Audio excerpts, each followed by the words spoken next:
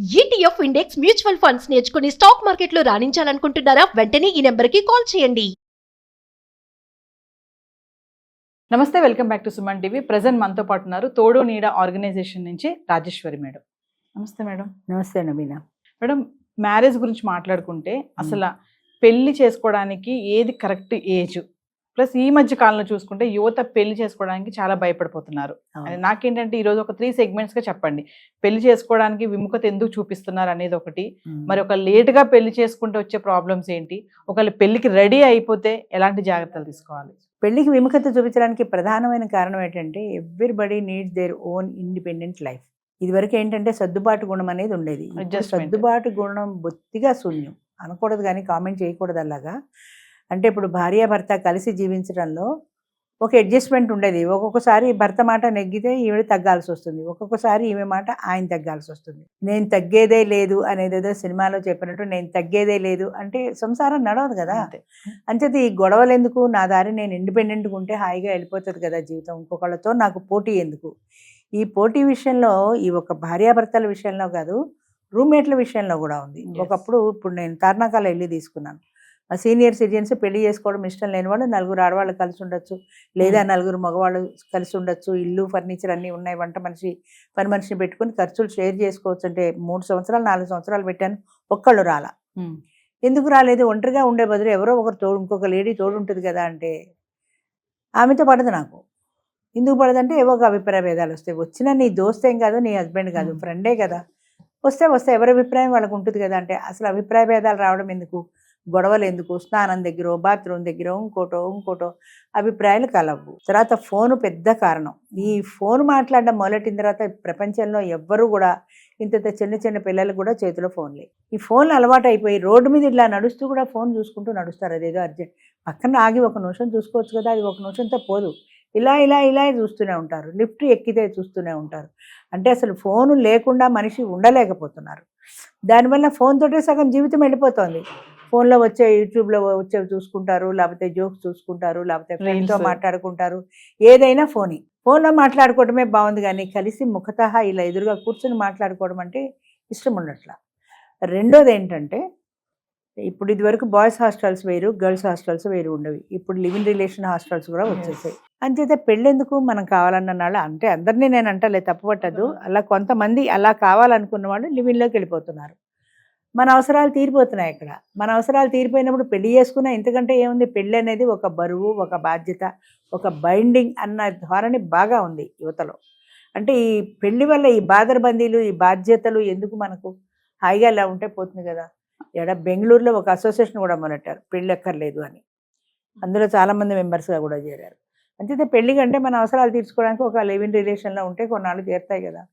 కొన్నాళ్ళు తీరుతాయి, కానీ ఎప్పటికప్పుడు జీవితంలో 30 ఏళ్ళకో 35 ఏళ్ళకో పెళ్లి చేసుకున్నప్పుడు 3 ఏళ్ళు వీడితో కాపురం చేసేసి వీడిని వదిలేసి మళ్ళీ వాడి దగ్గరికి వెళ్ళిపోతావా అంటే వెళ్ళిపోతున్నారు. అలా వెళ్ళిపోతావా కాదు, వెళ్ళిపోతున్నారు. అలాగే పెళ్లి చేసుకుంటున్నారు, అలాగే ఉంటున్నారు. అంచేత వాళ్ళ అభిప్రాయాలకి వ్యతిరేకత వస్తే సహించరు. భార్యాభర్తలు కలిసి జీవించడం మొదలెట్టిన తర్వాత ఇల్లో ఫర్నిచరో టీవీయో, ఓ టీవీ ఉందనుకో, నేను ఫలానా కంపెనీ టీవీ కొందాం అనుకుంటున్నాను, ఈ టీవీ బాగుండదు, ఆ టీవీ కొందాం అనుకుంటున్నాను, అక్కడ ఇద్దరికి క్లాష్. ఫోన్లో ఏ టీవీ అయితే అని ఎవరూ సర్దుకోరు అక్కడ. అంటే పెళ్లి చేసుకుంటే ఫ్రీడమ్ పోతుంది అని ప్రధాన కారణం. ఫ్రీడమ్ పోతుంది. కెరీర్ ఒకటి, నేను కెరీర్లో సెటిల్ అవ్వాలి. చదువు అయిపోయి ఉద్యోగంలోకి వచ్చిన అమ్మాయిని కూడా అడిగితే నాకు ప్రమోషన్ రావాలి, ఇంతకంటే పెద్ద ప్యాకేజీ కావాలి అంటే కోరికలకి లిమిట్ ఎక్కడ? ఏదో ఒక కోరిక ఉంటూనే ఉంటుంది, అది తీరితే ఇంకోటి ఉంటుంది, ఇంకోటి వస్తే ఇంకోటి ఉంటుంది. మరి కెరీర్ సెటిల్ అవ్వకుండా పెళ్లి చేసుకోలేరు కదా మేడం. ఎందుకు మరి? ఇదివరకు మా పెళ్ళిళ్ళన్నీ కెరీర్తో సంబంధం ముడిపడి ఉన్నాయా?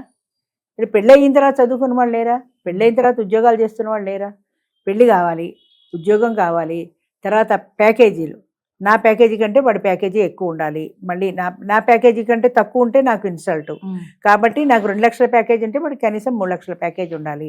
పిల్లాడు బాగుండాలి, వాడికి 30 ఏళ్ళు దాటిపోయినా బట్టతాలు ఉండకూడదు, రింగులు జుట్టు ఉండాలి. ఈ కోరికలు తీరని కోరికలు కొన్ని. అలాగే మగవాళ్ళు కూడా అంతే. అమ్మాయి బాగా చదువుకున్నది అయి ఉండాలి, ఇంచుమించు ఇద్దరము ఒకే డిపార్ట్మెంట్లో పనిచేస్తే కలిసి కారులోనో మోటార్ సైకిల్ మీద వెళ్తే పెట్రోల్ కలిసి వస్తుంది. నా డిపార్ట్మెంట్ అయి ఉండాలి, మళ్ళీ నా బ్రాంచ్ అయి ఉండాలి, ఏదో ఒకటి పనికిరాదు. అలాగా ఆమె ఇన్ని అయ్యి మళ్ళీ నేను చెప్పినట్టు విని పడి ఉండాలి. ఆమె ఉద్యోగం చేసుకుని వచ్చి మళ్ళీ రాత్రికి ఇంటికి వచ్చి వంట చేయాలి. నేను ఖాళీగా ఉన్నా నేను చేయను, నేను మగాను కదా. అంచేత ఇలాంటివి కొన్ని కోరికలకి దీనికి పొత్తు కుదరటం లేదు. ఎస్. కెరీర్ ఇంపార్టెన్స్ పెరిగిపోయింది, కెరీర్ తర్వాతనే పెళ్ళి అని. సింగిల్ లైఫ్లో ఎక్కువ ఫ్రీడమ్ కావాలి అందరికీ. ఫ్రీడమ్ అనేది సింగిల్ లైఫ్లో ఉంటుంది, కానీ ఇద్దరు కలిస్తే ఆ ఫ్రీడమ్ ఉండదని మ్యారేజ్లో ఉండట్లేదు, రూమ్మేట్తో ఉండట్లేదు, ఎవరితోటి ఉండట్లేదు. కోలివిన్ వచ్చిన తర్వాత ఇంకా అది కలిసి ఉన్ననాళ్ళు వాళ్ళతో ఉంటారు. కోలివిన్లో గొడవలు ఎందుకు రావంటే, కోలివిన్ అనేది ఒక పర్మనెంట్ రిలేషన్ కాదు. అందులో డిఫరెన్స్లు వస్తే విడిపోతే ఆమె ఇంకో బాయ్ ఫ్రెండ్ని చూసుకుంటుంది, ఈయన ఇంకో గర్ల్ ఫ్రెండ్ని చూసుకుంటాడు. అంతే ఆమె విడిపోతుందేమో అని ఈయన సర్దుకుంటాడు, ఈయన వెళ్ళిపోతాడేమో అని ఆవిడ సర్దుకుంటుంది. అక్కడికి వస్తే అడ్జస్ట్మెంట్లు ఉంటాయి, కానీ పర్మనెంట్ సొల్యూషన్ చూసుకోరు. అంచేత కోలివిన్లో కోరికలు తీరిపోవడం ఒకటి, ఇండిపెండెంట్గా ఉండడంలో ఆ స్వేచ్ఛ ఉంది అన్నది ఒకటి. తర్వాత ఏంటంటే ఈ ఫ్రెండ్షిప్ అనుకో, ఫ్రెండ్షిప్ అవని, బాయ్ ఫ్రెండ్ అవని, గర్ల్ ఫ్రెండ్ అని, ఎవరవని మా ఇష్టాలు అక్కడ తీరిపోతున్నప్పుడు వేరే పెళ్ళి అనే బాదరబందీ, అదొక బైండింగు, ఇదొక బాధ్యత. ఈ బాధ్యత లేని ఫ్రీడమ్ ఉండే జీవితం కావాలి ప్రతి ఒక్కళ్ళకి. మరి ఇన్ కేస్ పెళ్లి లేట్గా చేసుకుంటే వచ్చే సమస్య, లేట్గా చేసుకుంటే సైంటిఫిక్గా వచ్చే సమస్యలు ఏంటంటే, లేట్ మ్యారేజీలో వాళ్ళకి పుట్టే పిల్లలకి మంచి సంతానం కలగరు అని డాక్టర్స్ కూడా చెప్తున్నారు. 30 ఏళ్ళు దాటిపోతే ఆ ఎగ్లో ఆ స్ట్రాంగ్ ఉండదు, అది వీక్ అయిపోతుంది. పుట్టే పిల్లలు బలహీనంగా పుడతారు. బలహీనంగా అంటే సన్నగా కాదు, ఏదో ఒక అనారోగ్యాలతో. అంచేత హెల్దీగా పిల్లలు పుట్టాలి అంటే 30 ఇయర్స్ లోపులోనే, 25 ఏళ్ళు సుమారుగా అనుకో, 20-25 మధ్యలో వివాహం అయిపోతే 30 ఏళ్ల నాటికి పిల్లలు పుట్టేస్తారు. అలా అది కరెక్ట్ ప్లానింగ్ అని డాక్టర్లు చెప్పేది. కానీ ఇన్ జనరల్ కూడా 20-25 మధ్యలో పెళ్ళి అయిపోతే 30 ఏళ్ల నాటికి వాళ్ళకి సంతానం కూడా అయిపోతుంది. ఆ తర్వాత వాళ్ళు కలిసి ఉద్యోగాలు చేసుకుంటూ వాళ్ళు బతుకుతారు. అలా కాకుండా కెరీర్కి ఇంపార్టెన్స్ ఇచ్చుకొని, ఇప్పుడు నాకు ఉద్యోగం కావాలి, ఉద్యోగం దొరికాక ప్రమోషన్ కావాలి, ప్రమోషన్ వచ్చాక నా ప్యాకేజీ పెరగాలి, ఇలా ఇలా ఇలా ఇలా అనుకుంటూ పోతే ఎప్పటికీ పెళ్ళిళ్ళు కావు. అది ప్రధానంగా యువత గమనించాల్సిన విషయం ఏంటంటే అది. ఏది లేట్ అయిన కొద్దీ కూడా వాళ్ళకి. ఇంకొకటి ఏంటంటే, లేట్ అవుతున్న కొద్దీ మనుషులు కూడా చాలా, అంటే ఇప్పుడు ఇదివరకు చిన్నప్పుడు పెళ్ళిళ్ళు 10-12 ఏళ్ల వయసులో పెళ్ళిళ్ళు అయ్యేవి. ఆ పెళ్ళిలో ఈమెకి ఒక మెంటల్ గ్రోత్ అనేది, అంటే నాకు ఇలా కావాలి అనే అంత ఇండిపెండెంట్ థాట్స్ లేవు పూర్వం. అంతే సర్దుకుపోయేవాళ్ళు. ఇప్పుడు 20 ఏళ్ళు 25 ఏళ్ళు వచ్చిన తర్వాత నేను ఇండిపెండెంట్గా ఉండాలి, నా అభిప్రాయాలకి విలువ ఇవ్వాలి, నాకు ఇలాగే ఉండాలి, నాకు అలాగే ఉండాలి అనేటువంటి కోరికలు పెరిగిపోతాయి. వయసు పెరుగుతున్న కొద్దీ మనుషులు కూడా స్టబర్న్గా తయారవుతారు. అంచేత ఇద్దరు వాళ్ళతో అడ్జస్ట్మెంట్ మెంటాలిటీ అనేది తగ్గిపోతుంది. 30 ఏళ్ళు వచ్చిన తర్వాత లేట్ మ్యారేజ్ పెళ్లి చేసుకుంటే 40 ఏళ్ళకి పెళ్లి చేసుకుని విడాకులు తీసుకున్న వాళ్ళు ఎవరు నాకు తెలిసిన వాళ్ళు. 7 సంవత్సరాలు ఎంత ఫ్రెండ్షిప్ చేశారు, 7 సంవత్సరాలు ఫ్రెండ్షిప్ చేసి సంవత్సరం తిరగకుండా విడాకులు తీసుకున్నారు. అంటే ఫ్రెండ్షిప్లో అప్పుడప్పుడు కలుస్తారు కాబట్టి బాగానే ఉంది. ఇద్దరు ఒకింట్లో కలిసి జీవించిన భార్యాభర్త అలా మొదలెట్టిన తర్వాత అభిప్రాయాలు కలవలేదు, సంవత్సరం పట్ల విడాకులు తీసుకోవడానికి. అంచేత ఎప్పుడు కూడా లేట్ మ్యారేజ్లో నష్టాలు ఏంటంటే, మనుషులు స్ట్రాంగ్గా స్టబర్న్గా తయారవుతారు. అది సెల్ఫ్ కాన్ఫిడెన్స్ ఒకటే కదా, సెల్ఫ్ కాన్ఫిడెన్స్ ప్రతి ఒక్కళ్ళకి అవసరమే. అడ్జస్ట్మెంట్ అనేది పూర్తిగా తగ్గిపోతుంది. నేను ఇండిపెండెంట్గా బతకగలను, ఇష్టమైతే కలిసి ఉంటాం, కష్టమైతే నా బతుకు నేను బతుకుతాను, నీ లెక్కేంటి నాకు అన్న ధోరణి పెరిగిపోతుంది.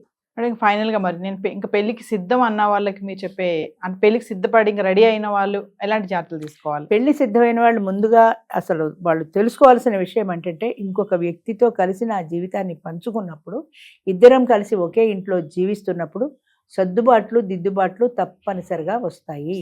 అదేదో సినిమాలో హీరో హీరోయిన్ ఎత్తుకుని పాడుతున్నట్టు మనం ఊహించుకుంటే ప్రాక్టికల్గా జరగదు. అది తెలుసుకోవాలి. సినిమాలు చూసి, ఈ యాప్స్లో ఉండే వాటిల్లో మూవీస్ చూసి, అందులో వాడు డ్యూయెట్లు పాడుకుంటున్నప్పుడు అది చూసి, నేను నా భర్త కూడా ఇలా డ్యూయెట్లు పాడుకుంటే బాగుంటుంది అంటే రియల్ లైఫ్లో సాధ్యం కావవి. సినిమాని సినిమాగానే చూడాలి, కానీ దాన్ని రియల్ లైఫ్కి అప్లై చేసుకుంటారు చాలామంది. అంచేత అలా కాకుండా జీవితం అనే దాంట్లో కష్ట సుఖాలు రెండూ ఉంటాయి. సుఖాలే కాదు కష్టాలు కూడా ఉంటాయి. దాన్ని మనం ఫేస్ చేయగలిగిన ధైర్యం మనకు ఉండాలి, మానసిక ధైర్యం ఉండాలి.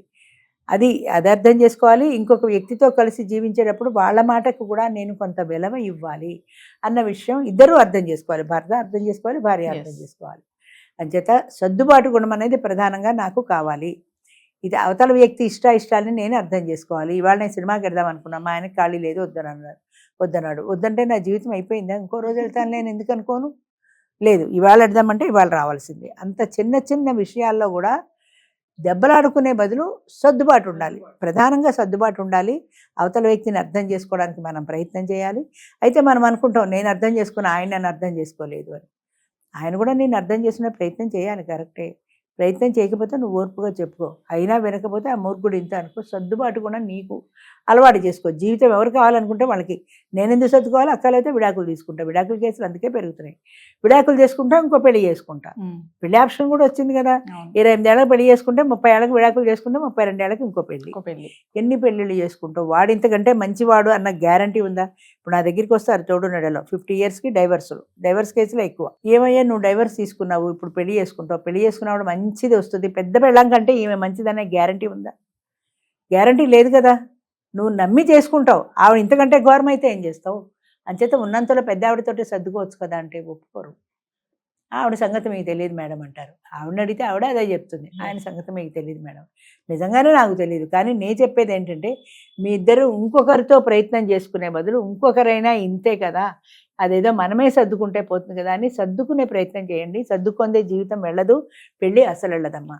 అంచేత పెళ్లి చేసుకోవాల్సిన వాళ్ళు తప్పనిసరిగా సర్దుకోకుండా జీవితం ఎడుతుంది అనే ఆశతో నా రిక్వైర్మెంట్లు ఇవి, ఇప్పటికీ 60 ఏళ్ళు వచ్చి 67 ఏళ్ళు వచ్చి నా రిక్వైర్మెంట్ కంటే నాకు నవ్వు వస్తుంది. నీ బాడీ రిక్వైర్మెంట్ ఏంటి? నీకు ఈ వయసులో నీకు రిక్వైర్మెంట్ ఏంటి? ఆవిడేదో వచ్చి ఇంత వండి పెట్టడం, నీకు మళ్ళీ రిక్వైర్మెంట్ ఒకటి. నా రిక్వైర్మెంట్కి తగినట్టు దొరకాలండి అంటారు. అది మన వయసు ఏంటి, మన ప్రయారిటీస్ ఏంటి అనేది మనం తెలుసుకోవాలి. నీ వయసుకి నీకు 60 ఏళ్ళ ఆవిడ వచ్చింది అనుకో, ఆవిడ ముసలిది అయిపోయింది. 40 ఏళ్ళ ఆవిడ వస్తుంది. నువ్వు ఆవిడని పోషించి ఆవిడ కోరికలు ఆవిడ తీర్చగలుగుతావా? నువ్వు నీకు 20,000 జీతం, 30,000 జీతం, 30,000 ఆటోవాడు సంపాదిస్తున్నాడు అని అడుగుతున్నారు మగాడు.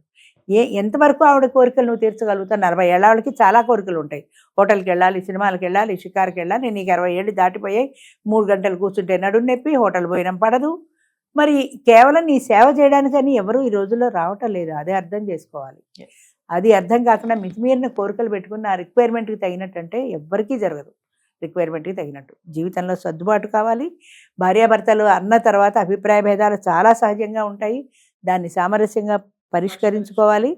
సర్దుబాటు లేకుండా జీవితం వెళ్ళదు అన్న ఫండమెంటల్ రూల్ మర్చిపోకూడదు పెళ్లి చేసుకోవాలనుకున్న వాళ్ళు. Thank you. మంచిదమ్మా.